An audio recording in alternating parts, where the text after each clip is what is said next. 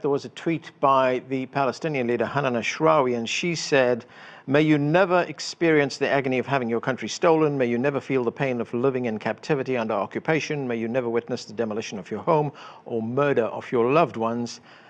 And may you never be sold out by your friends." Friends there in quotation marks. What do you make of this accord? Is it really as big a deal as it's being made out to be, Omar?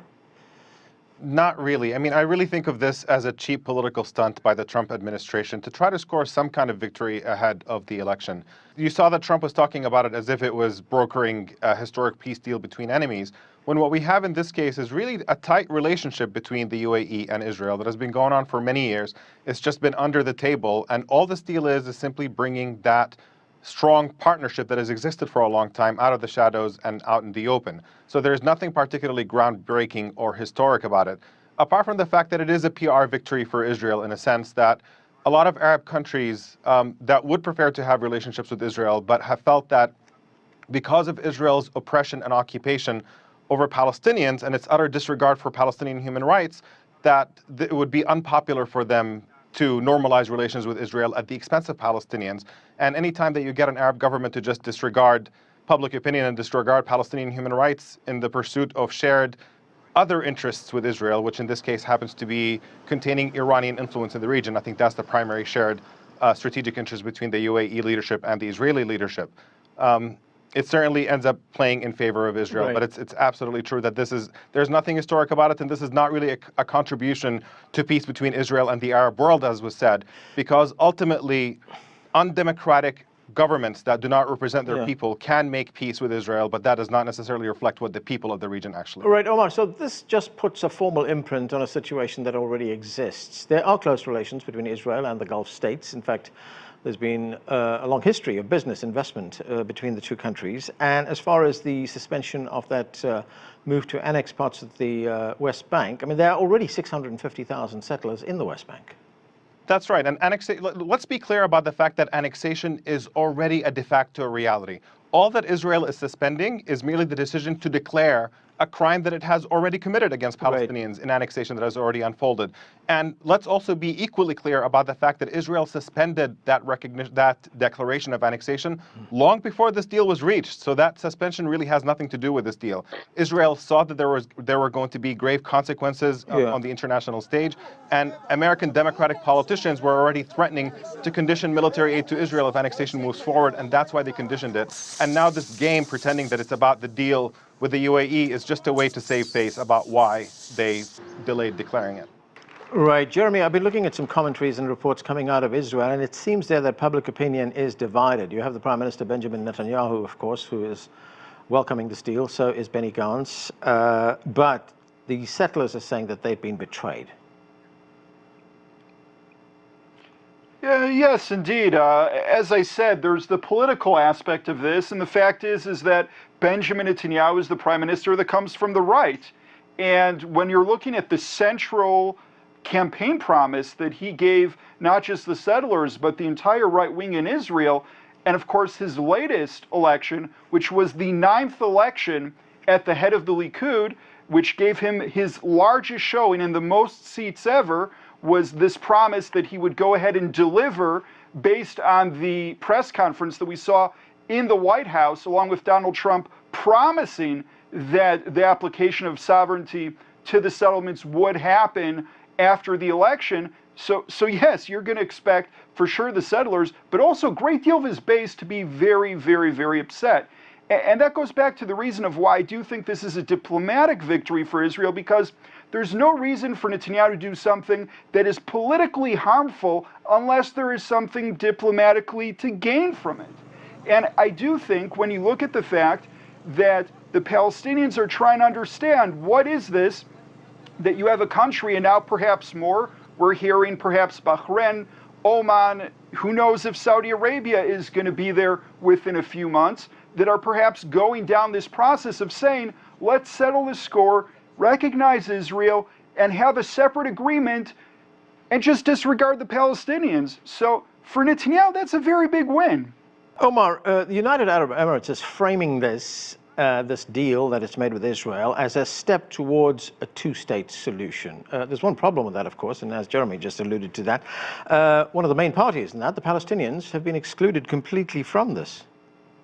Not just that, but the Israeli leadership is moving forward very aggressively to dismantle any possibility for viable Palestinian independence.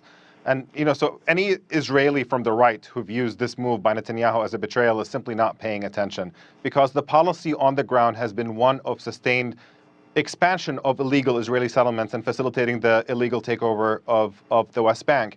And all that's happening right now in terms of announcing a delay and all of that is simply political maneuvering, waiting for the right moment. And I suspect that the right moment for Netanyahu will be to see if Trump gets reelected, because as long as the U.S. can be counted on to support the move for several years after it is announced, I think Israel will feel safe doing it. And I think right now the concern is that with this gigantic push in U.S. politics on the Democratic side against annexation and potentially talking about actually applying real consequences on Israel if it moves forward with it, as the reason why Israel is now very, very hesitant to proceed with it.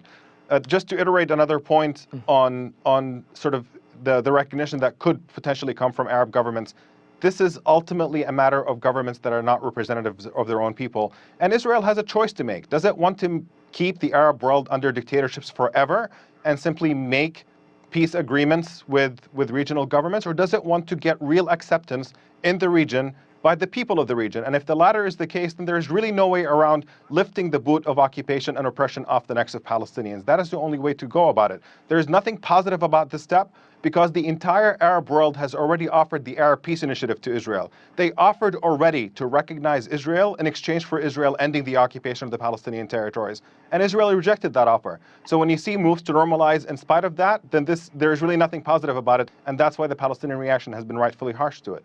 Jeremy, what's your response to that? Look, my response is that the Palestinians are in the position that they're in because they put themselves there. Let's remember that dating back to the Peel Commission during the British Mandate, the Palestinians have said no to every single deal that's been put in front of them. Israel said yes to every deal. And of course, if you're looking at the most recent from the Madrid conference through the Oslo, if you're looking at Camp David, if you're looking at Taba, if you're looking at Annapolis, if you're looking at the Kerry shuttle talks, Israel's always said yes and the Palestinians have always said no.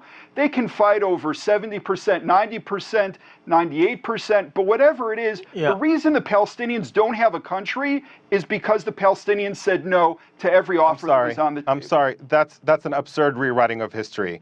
The two-state solution, I mean, it's very convenient that you want to go all the way back to the Peel Commission and whatever else, but the two-state solution was accepted by Palestinians in the late 1980s, which was a massive compromise because Palestinians gave up 78% of their historic homeland. They recognized Israel, and all Israel had to do is end the occupation of simply 22% of Palestine. Okay. And what they did ever since has been a sustained expansion of settlements that has made Palestinian independence impossible. And that's what you see, is that whatever's left of Palestine is basically a Swiss cheese collection of pieces of land that are not contiguous and are not viable and can never be considered a state by anybody who has the most elementary levels of common sense. Omar, here's one possibly additional problem for the Palestinians, and that is the Israelis really have no motivation or no compulsion to have to negotiate right now. They can basically fold their arms, sit back, and they're getting what they want without any negotiations, without any fight whatsoever. I think that is largely correct. I mean, the place where the pressure needs to come. I mean, Israel is dependent on U.S. support, and I think that a shift in American policy would be incredibly consequential on the front of actually helping Palestinians achieve the human rights that they're fighting for.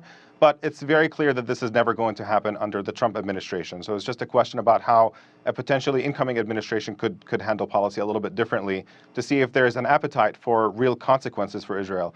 Alternatively, there are two other things that are really important. There's an international boycott, divestment, and sanctions campaign that is seeking to apply pressure because of the failure of world governments to step in and apply accountability for Israel, to bring that accountability themselves and apply pressure on Israel until it respects Palestinian human rights. And the third avenue is potentially Palestinians pursuing things at the United Nations, at the International Court of Justice, and see if you can implement international mechanisms to put an end to Israel's colonization of the Palestinian territories. It's blatantly illegal. It's condemned by every human rights organization in the world, and it just needs to happen.